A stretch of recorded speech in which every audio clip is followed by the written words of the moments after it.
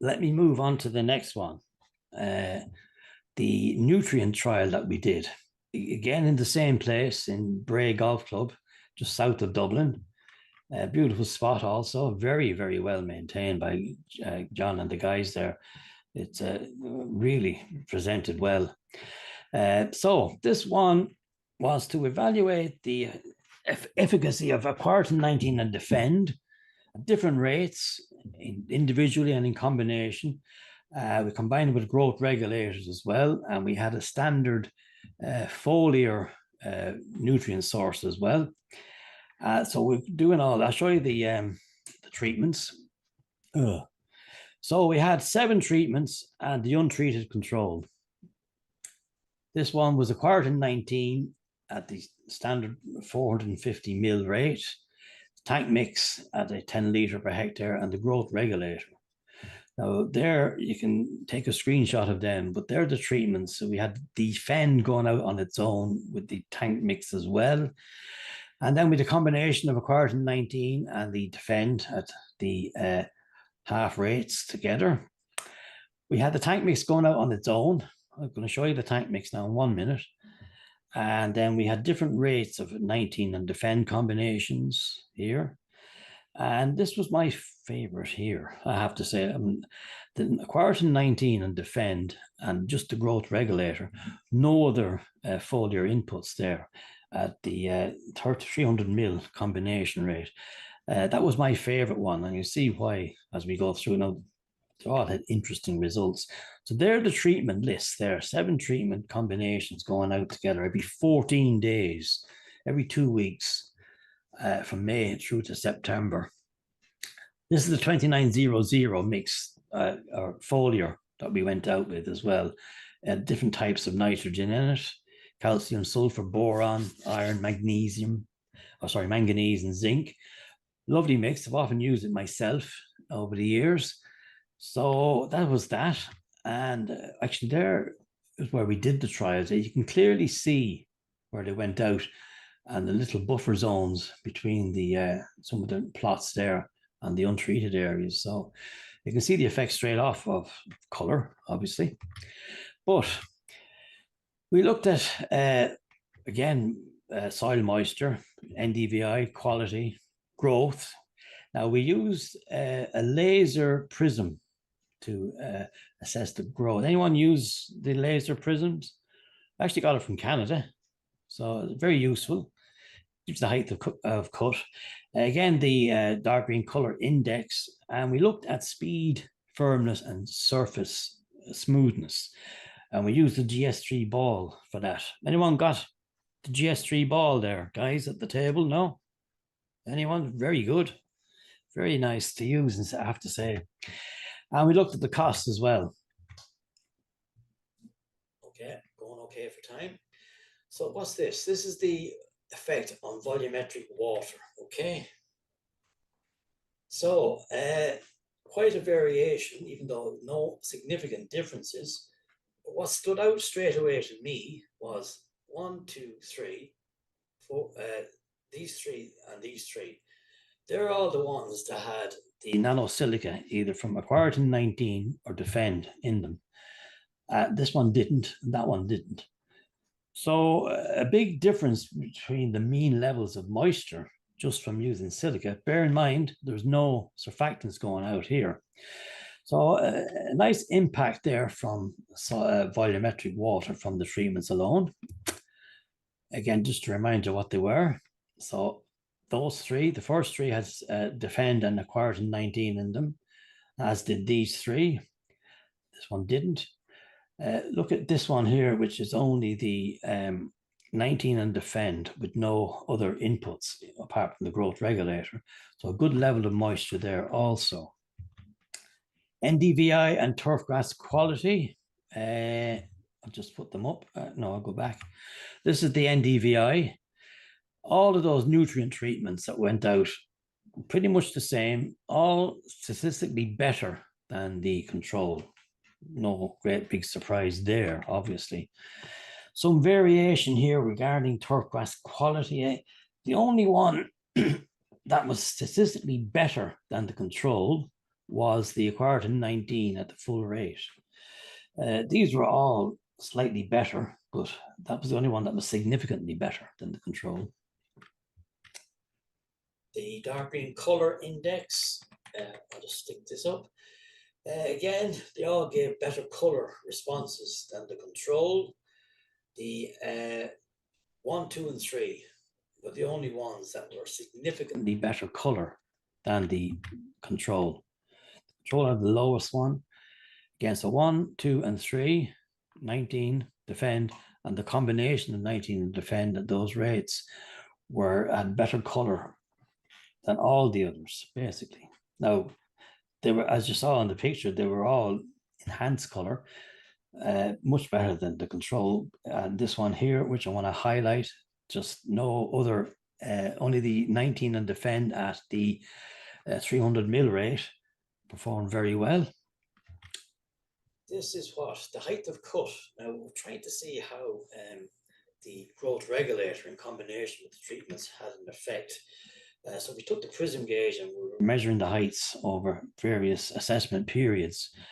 And what we found was that, yeah, the 19 and defend seemed to work better with the growth regulator. We got better suppression of growth compared to the others. The 4 and the control were the highest. So the combinations of growth regulator with the nanosilica products certainly performed better, I have to say. Now, the big thing, one of the big things from this trial was we wanted to see how, if these silica inputs affected green speed. And I'll stick that up there. And as you can see, no, the green was quite slow anyway, because it's not in play, so it didn't get the same amount of tenderness and looking after that the other greens did.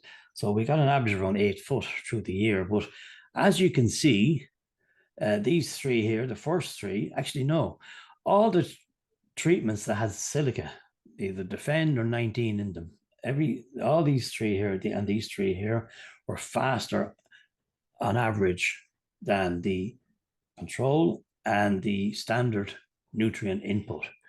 So the silica was definitely helping to maintain or increase green speed.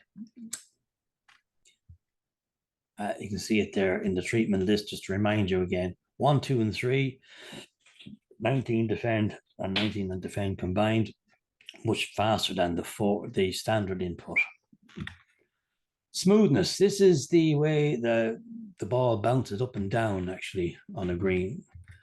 Well, actually, yeah, that's a better way of putting it. The vertical deviations of a golf ball rolling across the green, this is what the USGA say.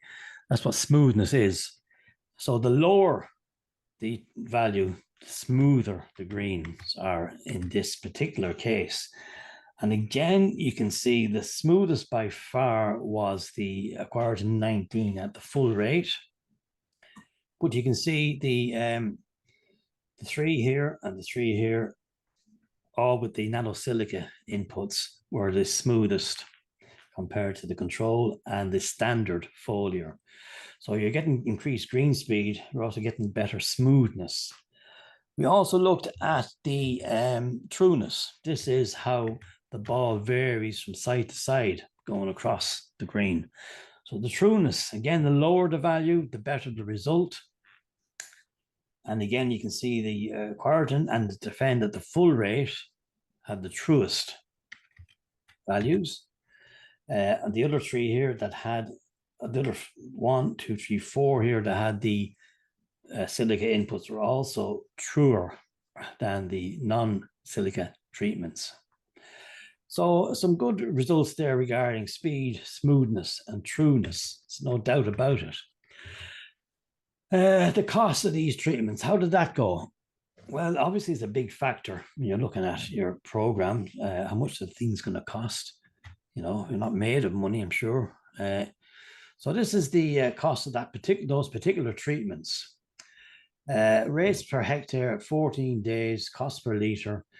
So the treatment cost per hectare, and again, we have them in Canadian dollars here on the side. So treatment 1 was 348. Treatment 2 and 3 were the same, 348 Canadian dollars.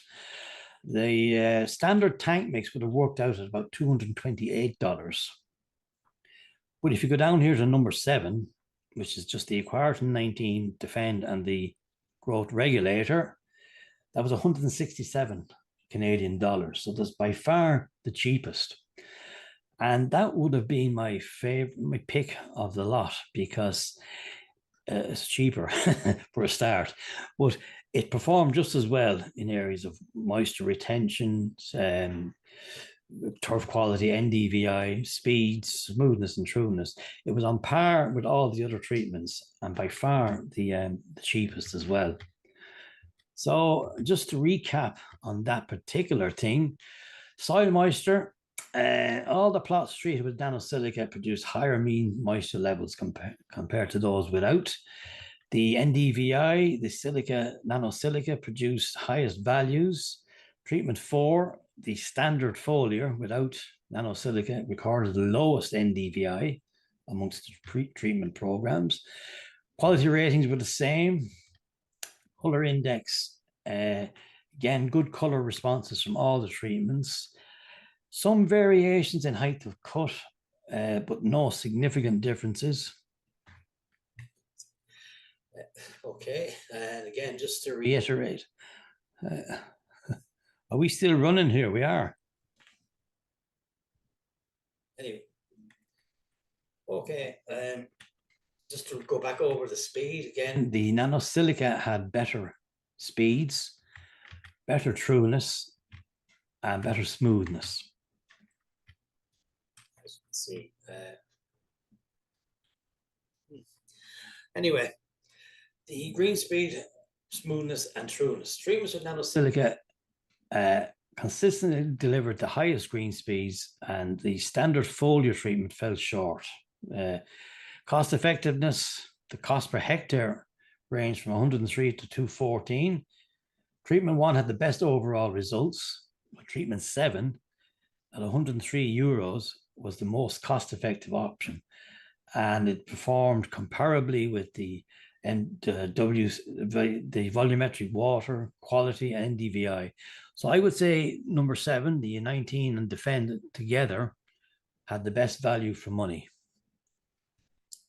Now, just want to give a quick update on what we're doing at the moment, because we have 2 trials running in the greenhouse. A quick update. We're looking at Aquaritin 19 and Defend to reduce drought stress and wilt. So basically, we're running this in the greenhouses, and we're looking at drying down various plants in the greenhouse. They've been treated with Aquaritin 19 and Defend at different rates, and we're waiting to dry them down, and it's taking time. We should have done this in the summer when we had good high temperatures in the greenhouse, but we're getting there eventually. And the second one is we want to quantify the amount of water it takes to maintain a standard level of moisture. So basically, again, we're in the greenhouse. We're looking at treatments of Aquaritin 19 and Defend. We applied it, we're drawing them down, and we're assessing the amount of water it takes to maintain 15%. Again, these are just started, they're ongoing. It's taken longer than what I thought it would. As I say, I should have done it in the summer, but we'll get there. We have some interesting results already coming from it. So this is the wilt trial in the greenhouse. The moisture levels were all the same starting off when we went into the greenhouse. Now, bear in mind, there's no surfactants being applied here. But as you can see, the treated plants, the treated root zones are retaining much more moisture than the untreated controls. So interesting results coming through. Watch this space. It's only starting off, really. So we'll have a lot more results to show. Again, they're having an effect on the NDVI, the quality, and the color. The controls are here, so they're all having a positive effect here. And I didn't notice till I ran the